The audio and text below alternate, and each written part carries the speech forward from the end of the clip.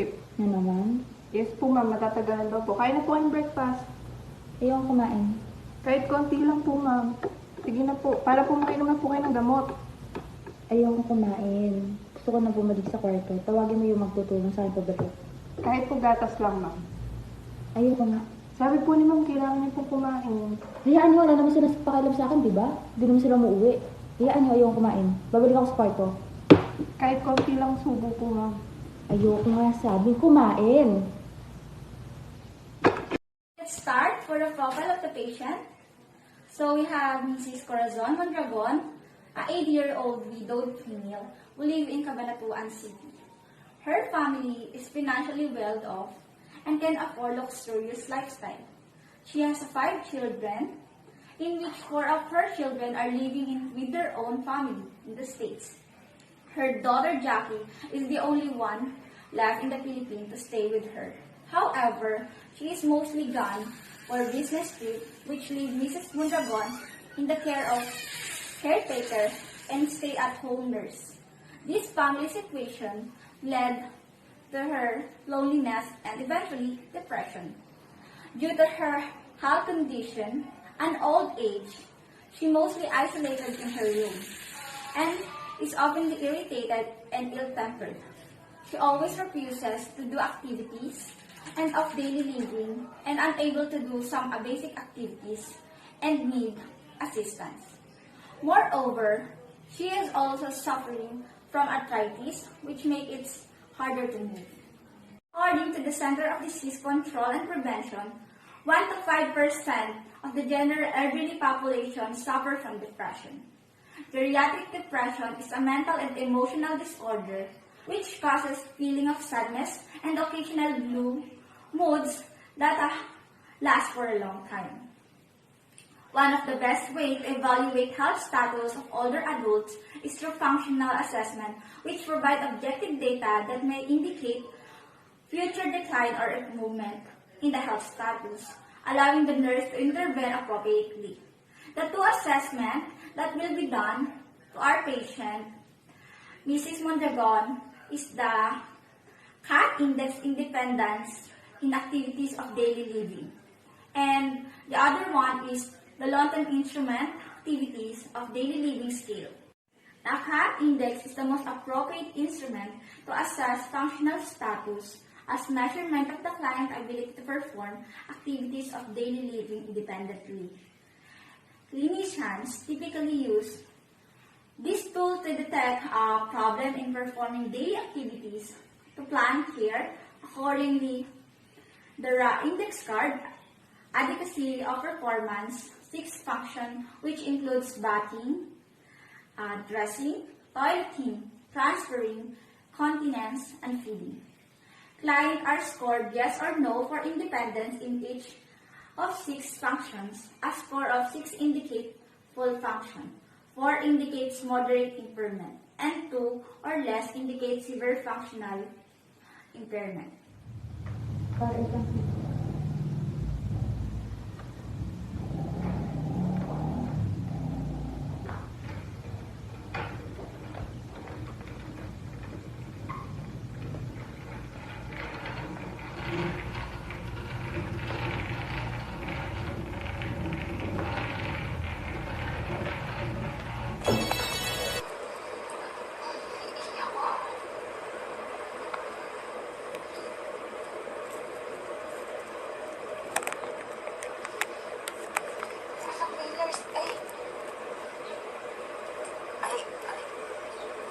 Nurse!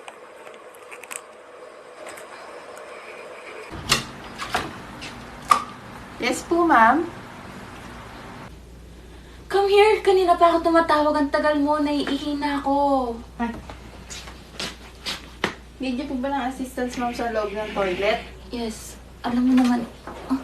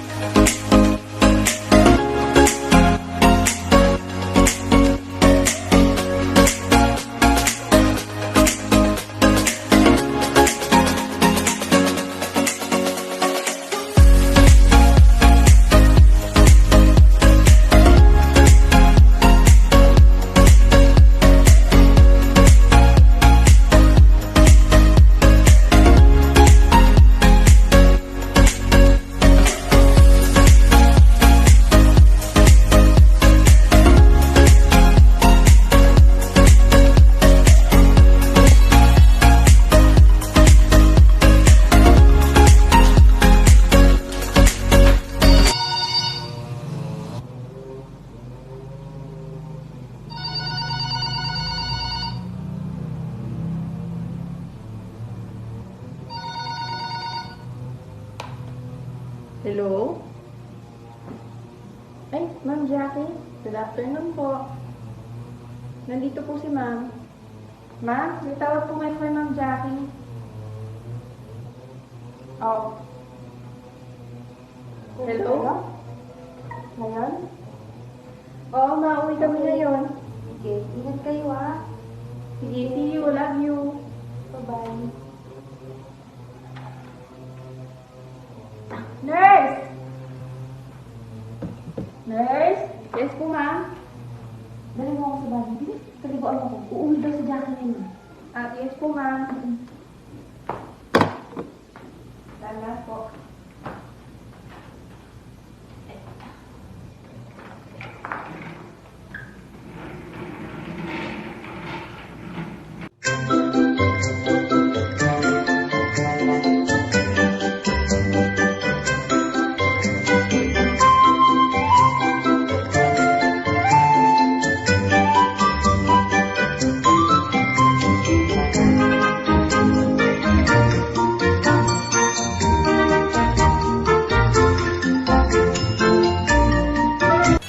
Ma'am, na-prepare ko na po yung clothes niyo. Kailangan niyo po ba ng tulong sa pagdamit? Hindi na, ako na. Ito po yung clothes niyo, ma'am. Okay, sarado yung pinto. Yes po.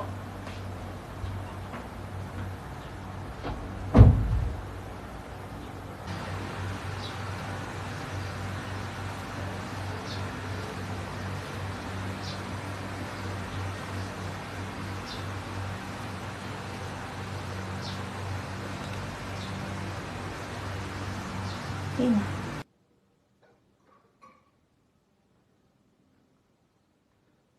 Ma'am, ito na po yung lunch niyo. Kaya niyo na po ba? Salamat.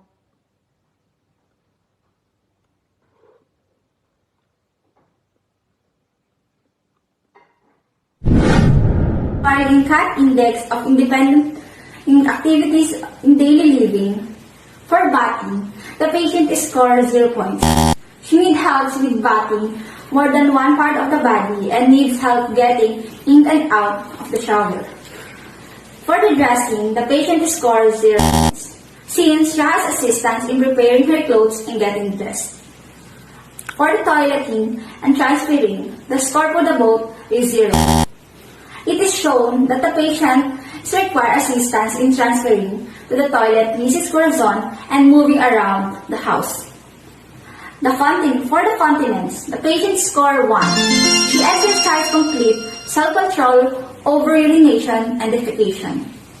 And lastly, for feeding, the patient scored 1 point. She can get food from plate into the mouth without help. However, the preparation of the food must be done by another person. The total score for this assessment is 2, which indicates severe functional impairment. On to the latent instrumental activities of daily living skill.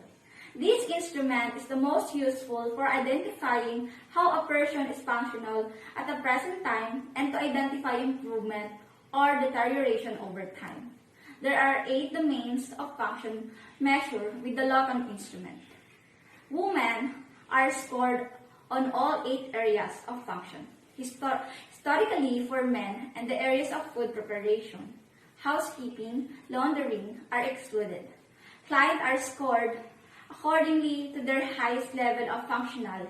In that category, a summary score ranges from 0, low function, dependent, to 8, high function, independent for women, and 0 through 5 for men. Nurse! Nurse! Paabot ng phone! Ito po, ma'am. Ma'am, ito na po.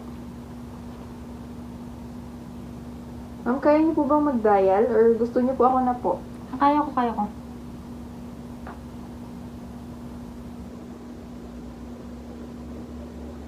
Oh, uuwi kayo?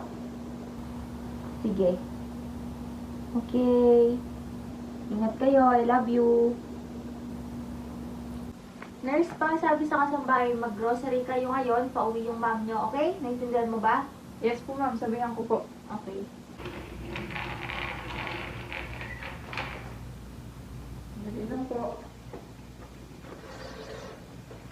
na po natin ito.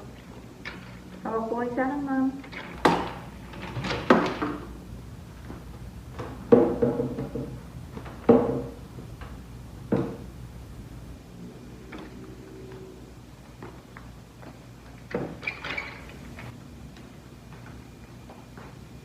Merienda po kayo, ma'am.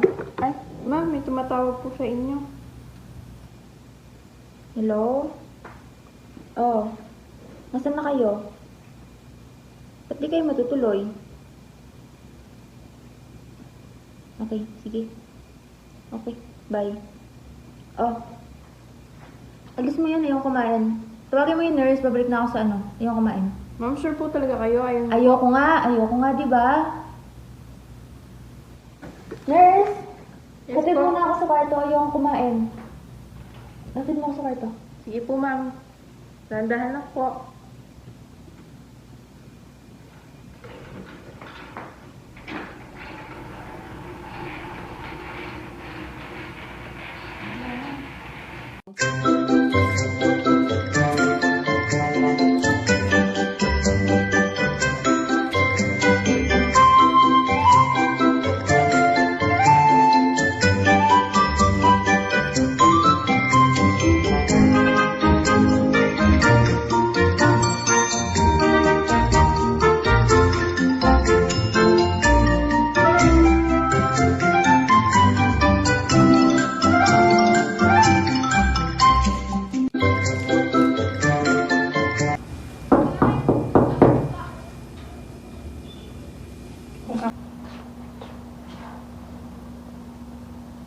Ma'am? Ma'am, gising na po. Inom lang po ng gamot. No. Ayoko. Ma'am? Ayoko. Ma'am? Ayun na ako mamatay. Hindi naman nila ako mahal. Ano naman ito, kanilang gusto mag-alaga sa akin. Hayaan niyo ako. Ma'am, hindi po. Kailangan niyo na po uminom ng gamot, ma'am. Ayoko. Ma'am, kaya nga po they hired me to care po for you. Ma'am, inom na po tayo ng gamot. Ayoko nga. Okay po, ma'am. 2, 3, go.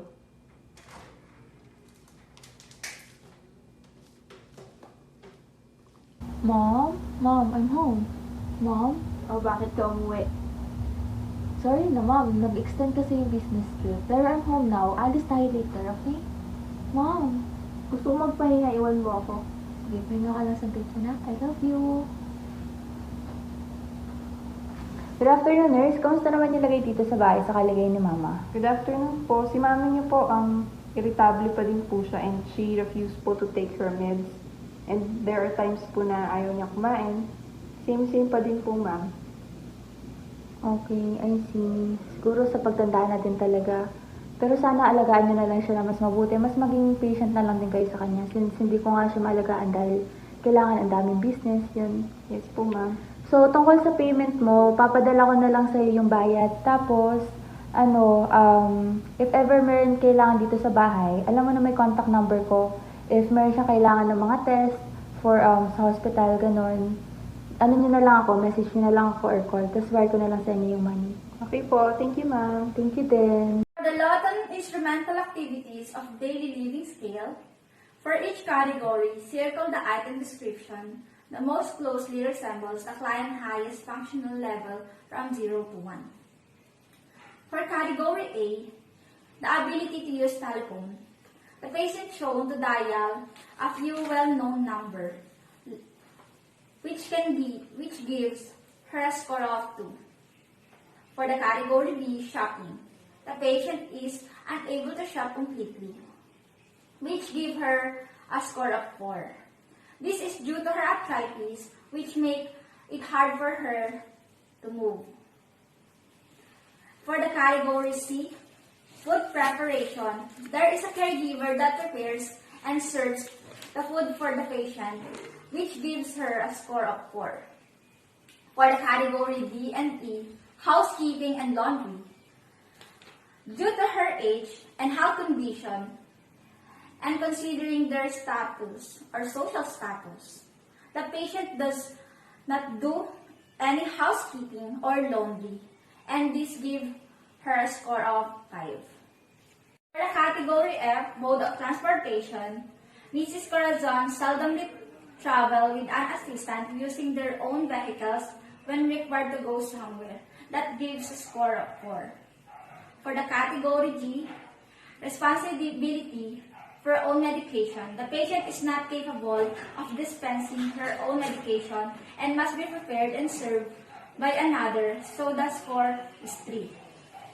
And lastly, for the category H, ability to handle finances. The patient does not handle any finances. This responsibility is given her to a daughter, and the score for that is 3. The total score for the assessment is 1, which means that the patient is considered dependent and has a low functional ability.